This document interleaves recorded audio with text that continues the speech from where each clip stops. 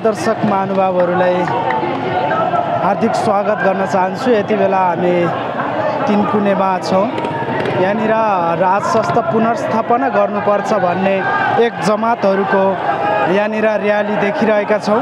हामीले देखिरहेका छौँ यो र्यालीलाई कमान्ड गर्नुहुने कमान्डर सर्वोच्च कमान्डर भनेर उहाँलाई जिम्मा दिएको छ। दुर्गा परसाई यहाँनिर उपस्थित भइसक्नु भएको छ।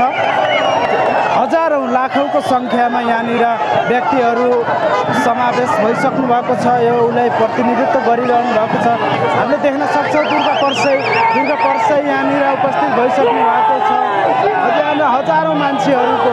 हजारौँ मान्छेहरूको तातीसहित यहाँनिर दुर्गा परसाई यो विरोध सभामा उपस्थित भइसक्नु भएको छ।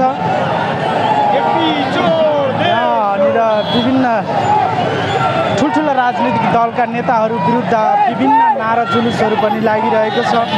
हामीले देख्न सक्छौँ। तपाईँ सम्पूर्णलाई म यहाँनिर देखिरहेको छु। र्याली गइसक्नु भएको छ। सर्वोच्च कमान्डर आजको कार्यक्रमको सर्वोच्च कमान्डरको जिम्मा उहाँले पाइसक्नु भएको छ। यहाँनिर विरोध र्यालीहरू लाखौँको सङ्ख्यामा यहाँनिर नेपाली जनहरू उपस्थित भइसक्नु भएको छ। देख्न सक्छौँ।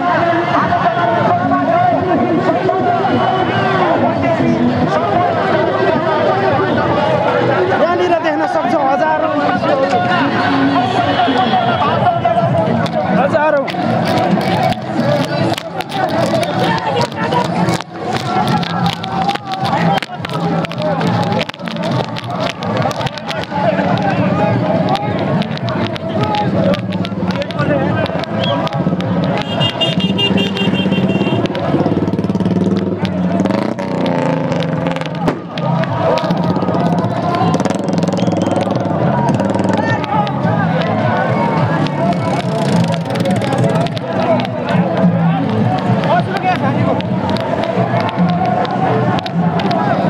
देख्न सक्छौँ। हामीले असुल ग्यास प्रहार भएको छ।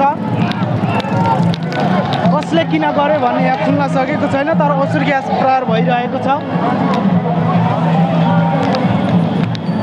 अलिकति लिन्न।